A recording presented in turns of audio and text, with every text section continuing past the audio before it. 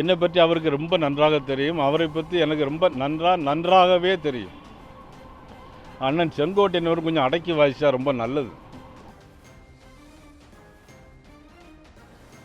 ஆகவே அடக்கி வாச வேண்டும் என்று சொன்னார்கள். அடக்கித்தான் நாங்கள் வாசித்துக் கொண்டிருக்கிறோம். இவரை பொறுத்தவரையிலும் யாரை விமர்சனம் செய்ய வேண்டுமோ அவரை விட்டுவிட்டு எங்களை விமர்சனம் செய்கிறார். அதுதான் வேதனையாக இருக்கிறது. அம்மா காலத்திலிருந்து அப்படி தான். எதுவுமே சம்மந்தம் இல்லாமல் வந்து ஆஜராவை மாட்டிக்கிடுவார். 11% பாரதிய ஜனதா கட்சி இன்றைக்கு 4% தேர்ந்திருக்கிறது என்று சொன்னால் அதற்கு யார் பொறுப்பு, யார் அதற்கு காரணம் என்பதை அவர் விளக்க வேண்டும் என்பதுதான் என்னுடைய அவா. நான் மருத்துவக் கல்லூரிக்கு அப்ளை பண்ணியிருந்தால், வேறு ஏதாவது கல்லூரிக்கு அப்ளை பண்ணியிருந்தாலும் நான் அரசியல் விட்டு விலக தயார். அண்ணன் செங்கோட்டையன் அமைச்சர் பதவி மட்டும் விழுவதற்கு தயாரா? அமைச்சர் பதவிக்கு விண்ணப்பம் போட்டது எல்லோருக்கும் தெரியும். அது நாடறிந்த உண்மை. அது அவர் மறைத்தாலும் மறைக்க முடியாது. மதிப்புக்குரிய அண்ணன் செங்கோட்டையனை பற்றி எனக்கு ரொம்ப வேண்டியவர்.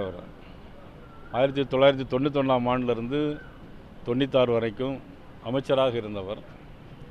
96 அப்புறம் 2001 வரைக்கும் பல்வேறு காலகட்டங்களில் பல்வேறு சூழ்நிலைகள் அவர்களோடு நான் நாகர்கோயிலே தங்கியிருந்தேன்.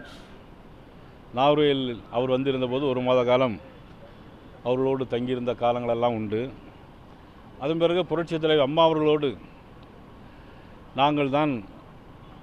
நானும் அண்ணன் செங்கோட்டையன் அவர்கள் தான் இந்த அம்மாவுடைய பயணத்துக்கு ரூட்டு போட்டு எல்லா இடத்துக்கும் போவோம்.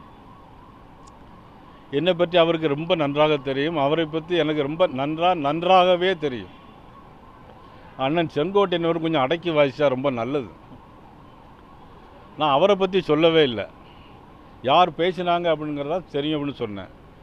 சம்மந்தம் இல்லாமல் எங்கள் அண்ணன் வந்து எப்பொழுதுமே ஆஜராவார். இப்போ இல்லை, அம்மா காலத்திலேருந்து அப்படி தான். எதுவுமே சம்மந்தம் இல்லாமல் வந்து ஆஜராவை மாட்டிக்கிடுவார். அவர் சொல்லியிருக்காரு, இப்போ நயினார் நாகேந்திரன் வந்து மருத்துவக் கல்லூரிக்கு விண்ணப்பம் செஞ்சுருந்தார். திமுகவில் சமரசம் பேசி கொண்டிருக்கிறாருங்க. நான் அவர்களுக்கு உங்கள் வாயிலாக பணிவோடு நான் தெரிவித்துக் கொள்கிறேன். நான் மருத்துவக் கல்லூரிக்கு அப்ளை பண்ணியிருந்தால், வேறு ஏதாவது கல்லூரிக்கு அப்ளை பண்ணியிருந்தாலும் நான் அரசியல் விட்டு விலக தயார். அண்ணன் செங்கோட்டையன் அமைச்சர் பதவி மட்டும் விழுவதற்கு தயாரா? ஆனால் அண்ணன் செங்கோட்டையன் அவருடைய திறமை, அவருடைய மரியாதை எல்லாம் எங்களுக்கு தெரிந்திருந்தாலும் இனிமேல் அது மாதிரி பேச வேண்டாம் என்று நான் கேட்டுக்கொள்கிறேன். அமைச்சர் பதவிக்கு விண்ணப்பம் போட்டது எல்லோருக்கும் தெரியும். அது நாடறிந்த உண்மை. அது அவர் மறைத்தாலும் மறைக்க முடியாது. அதற்கு பிறகு அவர் வேண்டாம் என்று முடிவு செய்தது வேறு. முதலில் விண்ணப்பம் போட்டிருக்கிறது, விண்ணப்பமே அங்கே இருக்கிறது. அதைத்தான் நான் சொன்னேனே தவிர, ஆகவே அடக்கி வாச வேண்டும் என்று சொன்னார்கள். அடக்கித்தான் நாங்கள் வாசித்துக் கொண்டிருக்கிறோம். இவரை பொறுத்தவரையிலும் யாரை விமர்சனம் செய்ய வேண்டுமோ அவரை விட்டுவிட்டு எங்களை விமர்சனம் செய்கிறார். அதுதான் வேதனையாக இருக்கிறது. அவர் எங்கே அவர்கள் மீது கல் வீசப்படுகிறதோ அந்த கல் வீசப்படுகின்றவர்களுக்கான கருத்துக்களை வெளிப்படுத்த வேண்டுமே தவிர, திராவிட முன்னேற்ற கழகத்தை விட்டுவிட்டு எங்களை விமர்சனம் செய்வது என்பது கேலிக்கூத்தாக இருக்கிறது. ஆகவே தான் நாங்கள் அதை சொன்னோம். அது மட்டுமல்ல, அவருடைய கருத்துக்கள் எப்போது சொல்கிற போதும் எங்களை தாக்குவதுதான் அவருடைய வேலையாக இருந்து கொண்டிருக்கிறது. ஆகவே பாரதிய ஜனதா கட்சியை பொறுத்தவரை அவர் தெரிந்து கொள்ள வேண்டிய ஒன்றே ஒன்றுதான். 11% பாரதிய ஜனதா கட்சி இன்றைக்கு 4% தேர்ந்திருக்கிறது என்று சொன்னால் அதற்கு யார் பொறுப்பு, யார் அதற்கு காரணம் என்பதை அவர் விளக்க வேண்டும் என்பதுதான் என்னுடைய அவா. அதே நேரத்தில் யாரையும் புண்படுத்துகின்ற அளவுக்கு நான் நடந்து கொள்வதில்லை. அவர் அதை புரிந்து கொண்டால் சரி. அவரும் என்னோடு நண்பராக இருந்தவர், என்னோடு அமைச்சரவையில் இருந்தவர்.